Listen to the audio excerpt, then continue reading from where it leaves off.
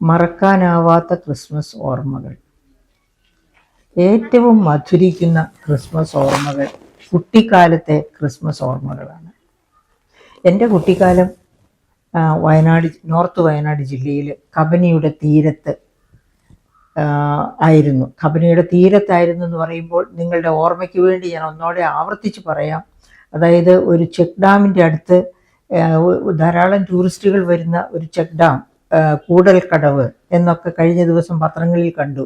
ആ ചെക്ക് ഡാമിലേക്ക് ടൂറിസ്റ്റുകളായിട്ട് വന്നവർ മാതൻ എന്ന ഒരു ആദിവാസി പയ്യനെ കാറിലൂടെ വലിച്ചഴച്ചു കൊണ്ടുപോയതും ഒക്കെ വലിയ കേസായ ഇഷ്യൂ ആണ്.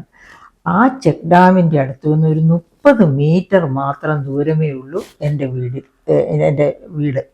വീട്ടിലേക്ക്. അപ്പം ആ ചെക്ക് ഡാം അന്നില്ല. ചെക്ക് ഡാം വന്നിട്ട് ഏതാനും വർഷങ്ങളേ ആയിട്ടുള്ളൂ. ഞാനൊക്കെ എൻ്റെ വീട് വിട്ട പഠനത്തിനും ഒക്കെ ആയിട്ട് പോന്നിട്ട് തന്നെ നിരവധി വർഷങ്ങളായി എന്ന് പറഞ്ഞാൽ ഞാൻ തിരുവനന്തപുരത്ത് സെറ്റിൽ ചെയ്തിട്ട് തന്നെ 45 വർഷമായി. അതിനു മുൻപേ തന്നെ തിരുവനന്തപുരത്ത് ജോലിയിലെത്തിയിരുന്നു. അത് ഏകദേശം 50 വർഷം മുൻപ് തന്നെ തിരുവനന്തപുരത്ത് ഞാൻ ജോലിയിലെത്തിയിരുന്നു. അപ്പം അത്രയും പഴകിയ ഓർമ്മകളാണ്, 50 വർഷത്തിലേറെ പഴക്കമുള്ള ഓർമ്മകൾ. പക്ഷെ ആ ഓർമ്മകൾ ഇന്നും വളരെ മധുരിക്കുന്ന ഓർമ്മകളാണ്. അതായത് ക്രിസ്മസിൻ്റെ മതസൗഹാർദ്ദവും പരസ്പര ഐക്യവും എല്ലാം ഓർമ്മ വരുന്നു ആ ദിവസങ്ങളിലേക്ക് തിരിഞ്ഞു നോക്കുമ്പോൾ. എങ്ങനെയായിരുന്നു ക്രിസ്മസ് കരോൾ സർവീസ് തന്നെ ഒന്ന് കണക്കിലെടുക്കാം. കരോൾ സർവീസ് എന്ന് പറയുമ്പോൾ ഞങ്ങൾ അതായത് യേശുക്രിസ്തുവിൻ്റെ തിരുരൂപവും കൊണ്ടാണ് എല്ലാ വീടുകളിലും ഒരു സംഘം അതിനകത്ത് ഗായകരുണ്ടാകും. എല്ലാവരും ഗായകരാണ് ആ സംഘത്തിലുള്ളവർ, പക്ഷെ ഒരു ഗായക സംഘം തന്നെ ഉണ്ടാകും. അങ്ങനെ വന്ന് പാട്ടുകളൊക്കെ പാടി പ്രാർത്ഥനയ്ക്കും ഒക്കെ ശേഷമാണ് തിരികെ പോവുക. അപ്പം ഈ വരുന്ന ദിവസം എന്ന് പറയുന്നത്, കരോൾ സർവീസ് വരുന്ന ദിവസം എന്ന് പറയുന്നത് വലിയ സന്തോഷമുള്ള ഒരു ദിവസമാണ്. രാവിലെ മുതൽ ചിലപ്പോൾ രാത്രി പാതിരാത്രിയൊക്കെയാകും. അവിടെ എന്ന് വെച്ചാൽ ഒരുപാട് ദൂരെയായിരിക്കും ഓരോ വീടുകളും. അപ്പോൾ ഒരു വീട്ടിൽ നിന്ന് അങ്ങനെ കുറേ വീടുകൾ കവർ ചെയ്യണമെങ്കിൽ തന്നെ ഒരുപാട് സമയമെടുക്കും. അങ്ങനെ പാതിരാത്രിക്കും അതിനുശേഷം വെളുപ്പാങ്കാലത്തും ഒക്കെ ആയിരിക്കും ചിലപ്പോൾ കരോൾ സർവീസ് വരിക. ആ സമയം വരെ ഞങ്ങൾ ഉറങ്ങാതെ കാത്തിരിക്കുമെന്ന് പറഞ്ഞാൽ മാത്രം പോരാ. റോഡിലേക്ക് ഞങ്ങളുടെ വീട്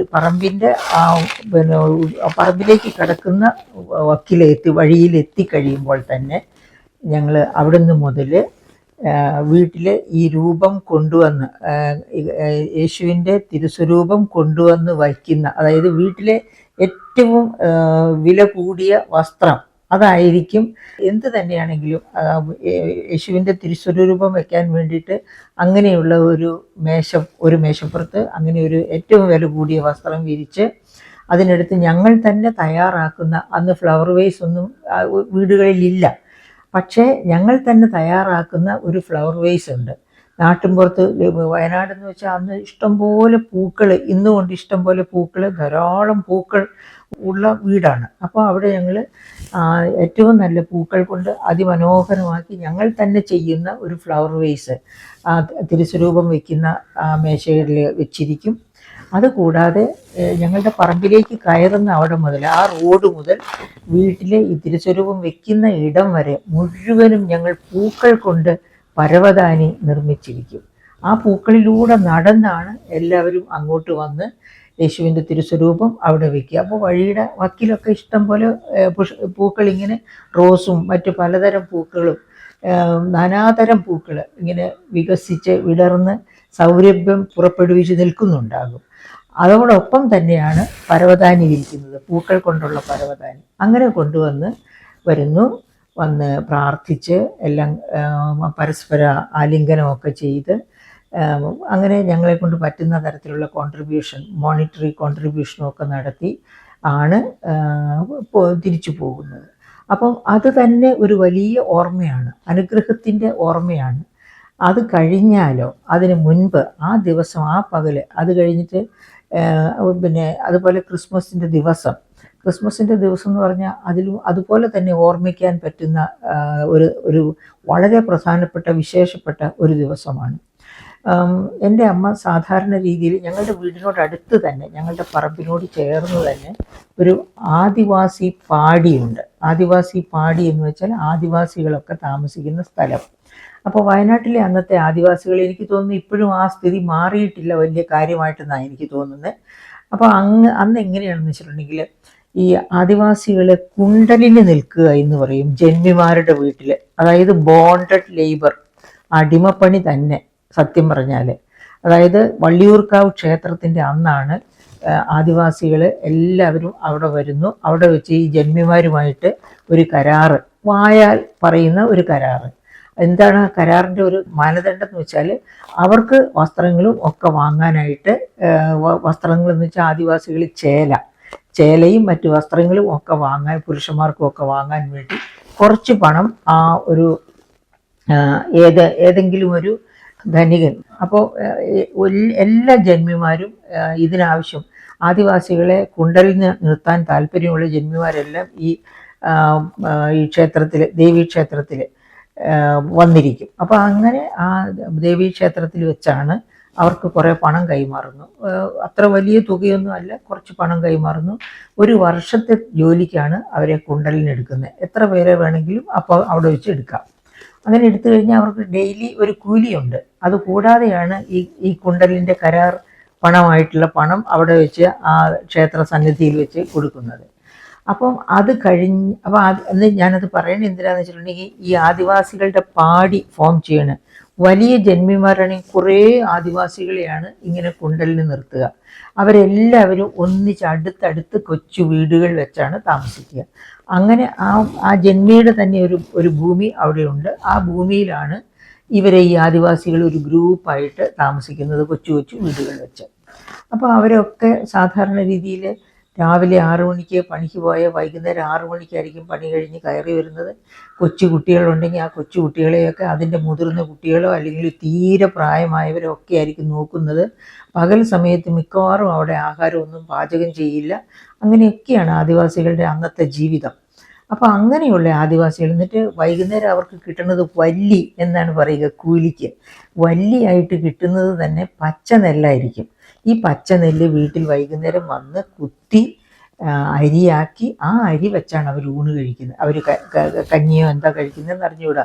വല്ല ഉപ്പും അങ്ങനെയൊക്കെ ആയിരിക്കും, ഉപ്പും മുളകും ആയിരിക്കും അവരുടെ ആഹാരത്തിൻ്റെ കൂടെയുള്ള കറി. അങ്ങനെയൊക്കെ വളരെ ക്ലിഷ്ടമായ അവരുടെ ജീവിതത്തെപ്പറ്റി ഞാൻ ഓർക്കും. അപ്പോൾ ഈ ക്രിസ്മസിന് ഞാൻ എന്തിനാണ് അത് ഓർക്കുന്നത് എന്ന് വെച്ചാൽ, അന്ന് ഞങ്ങളുടെ വീടിനടുത്തുള്ള ആദിവാസി പാടികളിലെ ആ ആദിവാസികൾക്കായിട്ട് എൻ്റെ അമ്മ സ്നേഹപൂർവ്വം നൽകുന്ന പല സാധനങ്ങളുമുണ്ട്. രാവിലെ തന്നെ വീട്ടിൽ അപ്പവും ഇറച്ചിക്കറിയോ അങ്ങനെ എന്തെങ്കിലും ആയിരിക്കും അതിൻ്റെ കൂടെ. അതിൽ നിന്ന് ഒരു വിഹിതം അവർക്കായി കൊടുക്കും. അത് അവരെല്ലാവരും ഷെയർ ചെയ്യും. അപ്പം വീട്ടിൽ അമ്മ മാത്രമല്ല ചേച്ചിമാരും ഒക്കെ ചേർന്നിട്ടാണ് ഇതൊക്കെ. ഞങ്ങൾ 8 മക്കളുണ്ട്. എൻ്റെ മൂത്ത 2 സിസ്റ്റേഴ്സുണ്ട്. ആ 2 സിസ്റ്റേഴ്സും അമ്മയും ഒക്കെ ചേർന്നിട്ടാകും ഈ ജോലികളൊക്കെ ചെയ്യുന്നത്. അങ്ങനെ അപ്പോൾ ഇറച്ചി അവർക്ക് എന്തൊരു സന്തോഷമാണെന്നറിയോ അങ്ങനെ കിട്ടുന്നത്. അവരുടെ ആ കണ്ണിലെ പ്രകാശം, അത് അവർ ശരിക്കും കൊതിയൂറുന്ന പ്രകാശമാണ് അവരുടെ കണ്ണിൽ അപ്പോൾ കാണാറുള്ളത്. അങ്ങനെ ആ അപ്പം കൊടുക്കുന്നു. മാത്രം തീർന്നില്ല. അത് കഴിഞ്ഞിട്ട് എൻ്റെ അമ്മ അവർക്ക് ഈ പിടിയരി എന്ന് പറഞ്ഞൊരു പരിപാടിയുണ്ട് വീട്ടിൽ. പിന്നെ പള്ളിക്ക് കൊടുക്കാൻ വേണ്ടിയാണ്. പള്ളിയിൽ കൊടുത്താൽ അത് പാവങ്ങൾക്ക് സഹായത്തിന് വേണ്ടിയാണ്. ഇങ്ങനെ പിടിയരി എല്ലാ ക്രിസ്ത്യൻ ഭവനങ്ങളിലും ഒരു സ്വഭാവമാണ്. ഒരു പ്രത്യേക പാത്രത്തിൽ പിടിയരി, എന്നും ചോറ് വയ്ക്കാൻ അരി എടുക്കുമ്പോൾ ഒരു പിടിയരി അതിലേക്കിടുക. അതിനാണ് പിടിയരി എന്ന് പറയുക.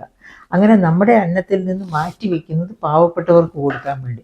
അങ്ങനെ ഇട്ട് വെച്ചിരിക്കുന്ന പിടിയരി, ഒരു വലിയ പാത്രം നിറയെ പിടിയരി അമ്മ ആദിവാസികൾക്ക് കൊടുക്കും. അത് മാത്രവുമല്ല, അത് കൂടാതെ വീട്ടിൽ എപ്പോഴൊക്കെ മില്ലിൽ നെല്ല് കുത്തിക്കാൻ, വീട്ടിലെ ചോറിനുള്ള പുഴുങ്ങിയ നെല്ല് കുത്തിക്കാൻ കൊണ്ടുപോകുന്നു, അത് കൊണ്ടുവന്ന് പാറ്റി അരിപ്പെട്ടിക്കകത്തേക്ക് ഇടുന്നതിന് മുമ്പായിട്ടുള്ള നുറുക്കരി, ചിലപ്പോൾ നന്നായിട്ട് നുറുക്കരി കാണും. അതായത് നെല്ല് പുഴുങ്ങിയതിൽ എന്തെങ്കിലും അപാകതയുണ്ടെങ്കിൽ കൂടുതൽ നുറുക്കരിയായിരിക്കും.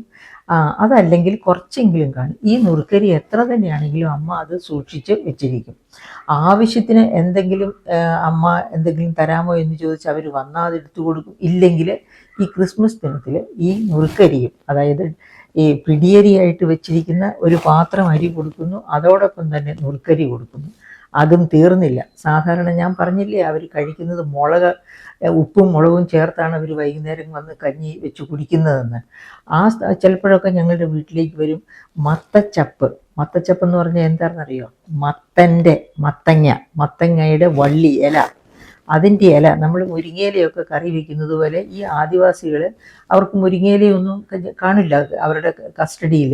അപ്പോൾ അവർ മത്തയുടെ ഇല കൊടുക്കാമോ, തോരൻ വയ്ക്കാനോ അല്ലെങ്കിൽ ഏതെങ്കിലും തരത്തിൽ കറി ഉണ്ടാക്കാൻ, അങ്ങനെയൊക്കെ ചോദിച്ച് വീട്ടിൽ വരാറുണ്ട്. അങ്ങനെ വരുമ്പോൾ എൻ്റെ അമ്മ സാധാരണ കൊടുക്കാറുള്ളതാണ് എന്തെങ്കിലുമൊക്കെ വെജിറ്റബിൾസ് ഉള്ളത്, വീട്ടിലുള്ള പച്ചക്കറികൾ എന്തെങ്കിലുമൊക്കെ അമ്മ അവർക്ക് കൊടുക്കാറ്. അപ്പോൾ ഈ ക്രിസ്മസിൻ്റെ അന്ന് അമ്മ പ്രത്യേകമായിട്ട് അവർക്ക് ഒരു ഇഷ്ടം പോലെ എന്ന് പറയാം, അമ്മയ്ക്ക് കൊടുക്കാൻ പറ്റുന്ന തരത്തിൽ പച്ചക്കറികൾ, അതുപോലെ തന്നെ മത്തങ്ങ, പിന്നെ അതുപോലെ എന്തൊക്കെയാണ് ലഭ്യതമായിട്ടുള്ളത് അതൊക്കെ തന്നെ കൊടുക്കും. മാങ്ങ ഉണ്ടാകുന്ന സീസണാണെങ്കിൽ ആ സമയത്ത് മാങ്ങ ഉണ്ടെങ്കിൽ അവർക്ക് ധാരാളം മാങ്ങ കൊടുക്കും. മാമ്പഴമാണെങ്കിൽ മാമ്പഴം കൊടുക്കും. അപ്പോൾ ഈ ക്രിസ്മസിൻ്റെ ദിവസം എന്ന് പറഞ്ഞാൽ ഈ പാവങ്ങൾക്ക്, അതായത് നമ്മൾ ഓർക്കണം, ബൈബിളിൽ യേശുക്രിസ്തു പറയുന്നത് നിനക്ക് ഒന്നിലധികം വസ്ത്രമുണ്ടെങ്കിൽ ഒന്നുമില്ലാത്തവർക്ക് കൊടുക്കുക എന്നാണ് യേശുക്രിസ്തു പഠിപ്പിച്ചിരിക്കുന്നത്. അത് തന്നെ മഹാത്മാഗാന്ധിയുടെ വില്ലേജ് സ്വരാജ് എടുത്തു നോക്കിയാൽ അതിൽ നിങ്ങൾക്ക് കാണാൻ പറ്റും. അത് തന്നെ മഹാത്മാഗാന്ധിയുടെ ഒരു സിനിമ, ആ സിനിമയിലും നമ്മൾ ആ രംഗം ഓർമ്മിക്കുന്നുണ്ടാവും. ഒരു സ്ത്രീ കുളിക്കാൻ പുഴയിലിറങ്ങിയിട്ട് അവർ ഉടുത്തിരുന്ന മുണ്ട് കഴുകി ഉണങ്ങാനിട്ടു. അത് കഴിഞ്ഞ് ഒരു തോർത്തെടുത്ത് കുളിക്കുകയാണ്. അവർക്ക് കുളിച്ച് കയറി പോകണമെങ്കിൽ ഈ ഉണങ്ങാനിട്ടിരിക്കുന്ന മുണ്ട് തന്നെ വേണം ഉടുക്കാൻ. അങ്ങനെ അത് ദൂരെ മോളിൽ നിന്ന്, പിന്നെ ഗാന്ധി സിനിമയിൽ ഞാൻ കണ്ടതാണ്. പക്ഷേ അത് വില്ലേജ് സ്വരാജിൽ അതേ രംഗം പറയുന്നുണ്ട്. ആ വില്ലേജ് സ്വരാജ് എൻ്റെ കയ്യിലുണ്ട് താനും. അപ്പോൾ അങ്ങനെ എന്താണ് മഹാത്മാഗാന്ധി യേശുക്രിസ്തു പറഞ്ഞ അതേ ഇത്, നിങ്ങൾക്ക് ഒന്നിലധികം വസ്ത്രങ്ങൾ ഉണ്ടെങ്കിൽ ഒന്നുമില്ലാത്തവർക്ക് കൊടുക്കുക എന്ന് പറഞ്ഞ ആ കാര്യമാണ് മഹാത്മാഗാന്ധി അവിടെ ചെയ്തു കാണിക്കുന്നത്. അതായത് അദ്ദേഹത്തിൻ്റെ മേൽമുണ്ടെടുത്ത്, ഈ ഉടുക്കാൻ മുണ്ടില്ലാത്തത് കൊണ്ട് പുഴയിൽ തന്നെ കുളിയൊക്കെ കഴിഞ്ഞു, പക്ഷേ എന്നിട്ടും അവർ പുഴയിൽ തന്നെ പിന്നെ കഴുത്തൊപ്പം താഴ്ന്ന വെള്ളത്തിൽ നിൽക്കുന്നത് കണ്ടിട്ട് മഹാത്മാഗാന്ധി അദ്ദേഹത്തിൻ്റെ മേൽമുണ്ടെടുത്ത് അവർക്ക് എറിഞ്ഞു കൊടുക്കുന്ന ഒരു ദൃശ്യം, അതാണ് യേശുക്രിസ്തു പഠിപ്പിച്ചിരിക്കുന്നത്. അതായത് നിങ്ങൾക്ക് കൂടുതൽ ഉണ്ടെങ്കിൽ അത് ഇല്ലാത്തവർക്ക് കൊടുക്കുക. അപ്പം അങ്ങനെ നമുക്ക് എല്ലാ ദിവസവും ഈ ആദിവാസികൾക്കെല്ലാം സുഭിക്ഷമായിട്ട് കൊടുക്കത്തക്ക രീതിയിൽ നമുക്കും ഇല്ല. അപ്പം നമ്മൾ അധ്വാനിച്ചുണ്ടാക്കുന്നതിൽ നിന്ന് അവർക്ക് ഇങ്ങനെ ക്രിസ്മസ് പോലെയുള്ള, ഈസ്റ്റർ പോലെയുള്ള ദിവസങ്ങളൊക്കെ വരുമ്പോൾ, അങ്ങനെയുള്ള വിശേഷ ദിവസങ്ങളിലൊക്കെ അമ്മ തീർച്ചയായിട്ടും അവരെ വളരെ സ്നേഹപൂർവ്വം അവർക്കിതെല്ലാം കൊടുക്കും. അങ്ങനെ കൊടുക്കുമ്പോൾ ഓർമ്മിക്കേണ്ട ഒരു കാര്യമുണ്ട്, ഞങ്ങൾ ആ ആദിവാസികളെ ആരെയും വീട്ടിലേക്ക് ജോലിക്ക് വിളിക്കാറില്ല.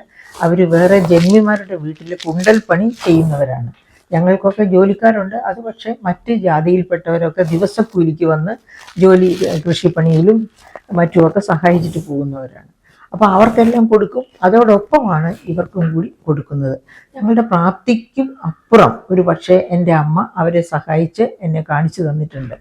അപ്പോൾ അങ്ങനെ ഓർക്കുമ്പോൾ ഞാൻ അമ്മ അങ്ങനെ കൊടുക്കുമ്പോൾ അങ്ങനെ എൻ്റെ മനസ്സിൽ വന്ന ആ അലിവ്, അതായത് ആ പ്രായത്തിൽ മുതൽ എൻ്റെ മനസ്സിൽ വന്ന, കുട്ടിക്കാലം മുതൽ ഞാനിത് കാണുന്ന ആ എൻ്റെ അലിവ് ഞാൻ പ്രകടിപ്പിച്ച ഒരു വേള ഞാനിപ്പോൾ ഓർത്തു പോവുകയാണ് ഈ ക്രിസ്മസിൻ്റെ. അതായത് ഈ ക്രിസ്മസിനെ പറ്റി ആലോചിക്കും. അതായത് ഞാൻ എൻ്റെ സ്കൂളിലേക്ക് നടന്നു പോകുമ്പോൾ എന്ന് വെച്ചാൽ നോർത്ത് വയനാട്ടിൽ നിന്ന് തെക്കേ വയനാട്ടിലെ ഒരു സ്കൂളിലാണ് ഞാൻ പോയി പഠിച്ചത്. ഒരു വഴി തന്നെ അങ്ങോട്ട് തന്നെ 28 കിലോമീറ്റർ നടന്നു പോകണമായിരുന്നു. ആനക്കാട്ടിലൂടെ നടന്നു പോകണമായിരുന്നു. 2-3 പുഴകൾ കിടക്കണമായിരുന്നു.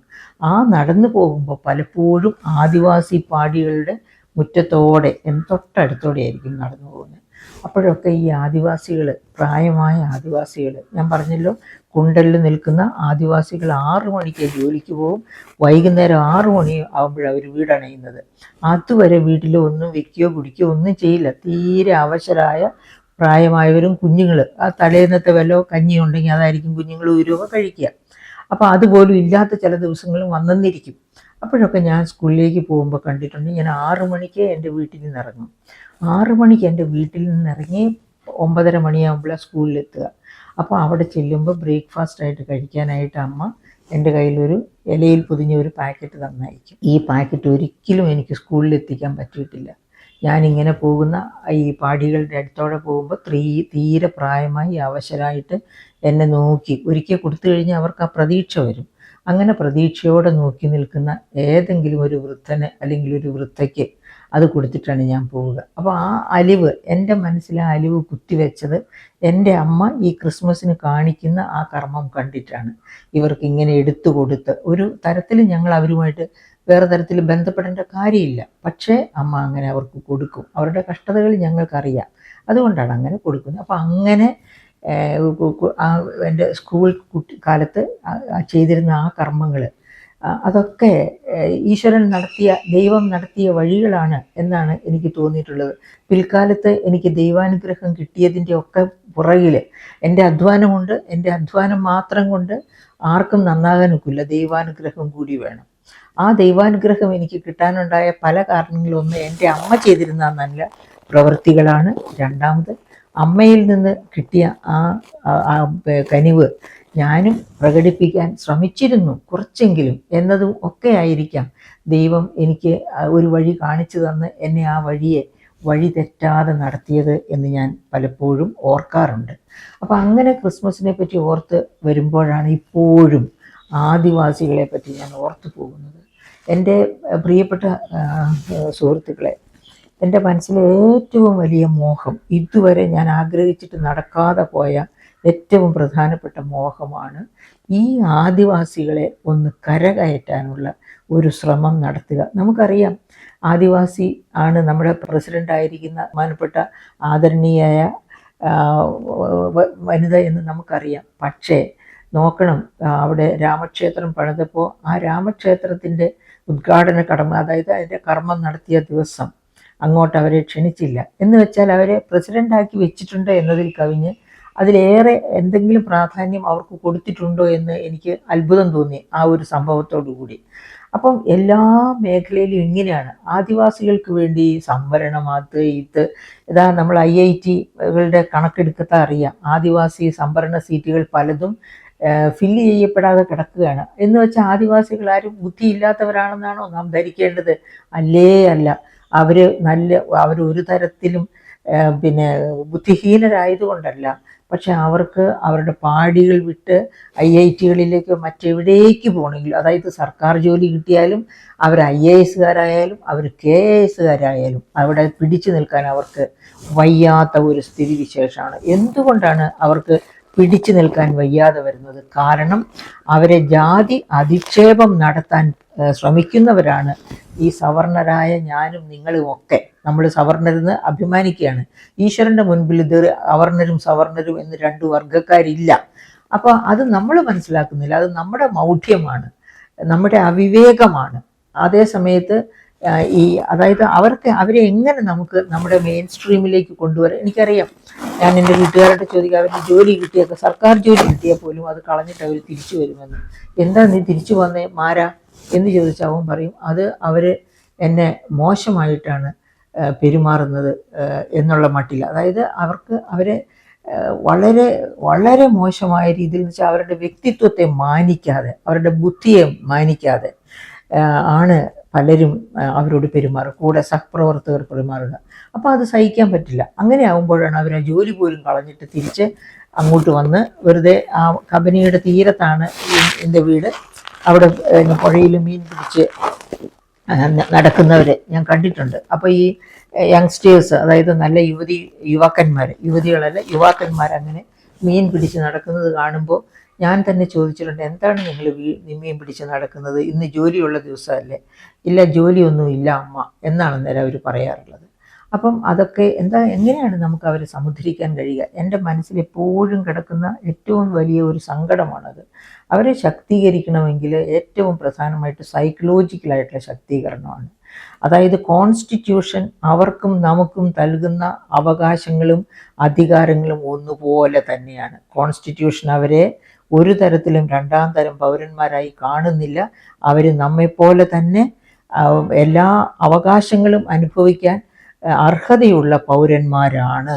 നാമും അവരും തമ്മിൽ ഒരു വ്യത്യാസവുമില്ല എന്ന് അടിവരയിടുന്ന കോൺസ്റ്റിറ്റ്യൂഷൻ, ഭരണഘടനയാണ് ഇന്ത്യക്കുള്ളത്. പക്ഷേ ആ ഭരണഘടന അനുസരിച്ച് അതാണ് ഭരണഘടനയിലുള്ളത് എന്നവർക്ക് കൃത്യമായി പറഞ്ഞ് മനസ്സിലാക്കി കൊടുത്ത് അവരെ സൈക്കോളജിക്കലായിട്ട് എംപവർ ചെയ്യണം. അവരെ സൈക്കോളജിക്കലായിട്ട് വളർത്തിയെടുത്ത് മെയിൻ സ്ട്രീമിലേക്ക് ഞാനും മാതനും മേരിയും ഒരു തരത്തിലും വ്യത്യസ്തരല്ല, ആണും പെണ്ണും എന്നുള്ള വ്യത്യാസമല്ലാതെ വ്യക്തിത്വത്തിൽ ഒരു വ്യത്യാസവുമില്ല എന്ന് പഠിപ്പിച്ചു കൊടുക്കാൻ പറ്റണം നമുക്ക് അവരെ.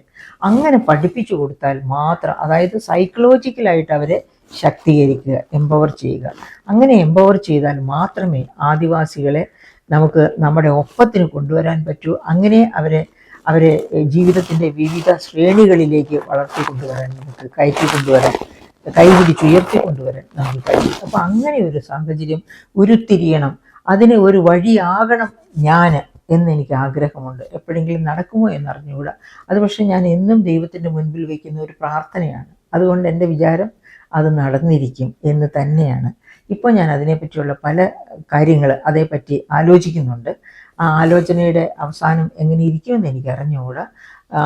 അവരെ എനിക്ക് എൻ്റെ മനസ്സിൽ ഈ ട്രൈബൽസിന് വേണ്ടി തന്നെ ഒരു യൂണിവേഴ്സിറ്റി, കിൻഡർ ഗാർട്ടൻ മുതൽ അവരുടെ പോസ്റ്റ് ഗ്രാജുവേഷനും പിന്നെ ഗവേഷണവും മെഡിസിനും എൻജിനീയറിങ്ങും എല്ലാം ഒറ്റ ക്യാമ്പസിൽ ലഭ്യമാകുന്ന തരത്തിലുള്ള ഒരു ട്രൈബൽ യൂണിവേഴ്സിറ്റിയെ പറ്റി എൻ്റെ മനസ്സിലുണ്ട്. ഞാൻ ഓർക്കാറുണ്ട്, ഒരുപക്ഷെ രാഹുൽ ഗാന്ധിയോ പ്രിയങ്ക ഗാന്ധിയോ ഒക്കെ പ്രധാനമന്ത്രിയായിട്ട് വരികയാണെങ്കിൽ ഞാൻ അവരുടെ അടുത്ത് ശക്തമായിട്ട് എൻ്റെ ഇതിൻ്റെ കാരണങ്ങൾ പറയും. അങ്ങനെ പറഞ്ഞ് അങ്ങനെ ഒരു യൂണിവേഴ്സിറ്റി വയനാട്ടിൽ സാധ്യമാക്കും. വയനാട്ടിൽ സാധ്യമാക്കും എന്ന് പറയാൻ കാരണം കേരളത്തിലെ ട്രൈബൽ പോപ്പുലേഷൻ്റെ 42% ഉള്ളത് വയനാട് ജില്ലയിൽ മാത്രമാണ്. അതുകൊണ്ടാണ് വയനാട് ജില്ലയിൽ തന്നെ അങ്ങനെ ഒരു ട്രൈബൽ യൂണിവേഴ്സിറ്റി വേണം എന്ന് ഞാൻ ആഗ്രഹിക്കുന്നത്. അപ്പോൾ അങ്ങനെയൊക്കെ എൻ്റെ മനസ്സിലുണ്ട്. ദൈവം സഹായിക്കുമെങ്കിൽ ഒരിക്കലും നടപ്പാകും എന്ന് തന്നെ ഞാൻ വിശ്വസിക്കുന്നു. എന്തായാലും പ്രിയ സുഹൃത്തുക്കളെ, നമുക്ക് ആദിവാസികളെ നമ്മളോടൊപ്പം വളർത്തിക്കൊണ്ടുവരണം. അവരങ്ങനെ വരിക എന്ന് പറയുന്നത് ദൈവത്തിൻ്റെ മുൻപിൽ നമുക്ക് അർപ്പിക്കാവുന്ന, ഓരോ ആദിവാസിയും ദൈവത്തിന് ഏറ്റവും ഹിതകരമായ ഒരു ബൊക്കെ ആയി മാറുമെന്നുള്ളതിന് യാതൊരു സംശയവുമില്ല. അങ്ങനെ അവരെ ശക്തീകരിക്കാൻ നമുക്ക് ഇടവരട്ടെ, അതിനൊരു കാരണമായി ഞാനും തീരട്ടെ എന്നാണ് എൻ്റെ പ്രാർത്ഥന. അപ്പം എനിക്ക് ക്രിസ്മസിൻ്റെ ഓർമ്മകൾ വരുമ്പോൾ ആദ്യം എൻ്റെ മനസ്സിലേക്ക് എത്തുന്നത് ആദിവാസികളെ ചേർത്ത് പിടിക്കുന്ന എൻ്റെ അമ്മയുടെ മുഖമാണ്. ആ അമ്മ സ്നേഹമാണ്, എല്ലാ അമ്മമാരും സ്നേഹമാണ്. അതേ സ്നേഹം തന്നെ കൊടുത്തുകൊണ്ട്, അതായത് നമുക്ക് ഒരു അമ്മയായിക്കൊണ്ട് ആദിവാസികളെ ചേർത്ത് പിടിച്ച് അവരെ ഉയർത്തിക്കൊണ്ടുവരാൻ ശ്രമിക്കണം എന്നാണ് എൻ്റെ അഭ്യർത്ഥന. ഈ പ്രോഗ്രാം കാണുന്ന എല്ലാവർക്കും എൻ്റെ വക ക്രിസ്മസ് ആശംസകൾ. എപ്പോഴും നിങ്ങളുടെ പോക്കറ്റിൽ എന്തുണ്ടോ അതിൽ നിന്ന് അല്പമെടുത്ത് യേശുക്രിസ്തു പഠിപ്പിച്ചിട്ടുള്ളതുപോലെ ഒന്നുമില്ലാത്തവന് കൊടുക്കുവാൻ നമുക്ക് മനസ്സുണ്ടാകട്ടെ. അതും കൂടി എൻ്റെ ആശംസകളുടെ കൂടെ ഓർമ്മപ്പെടുത്തിക്കൊണ്ട് സന്തോഷം.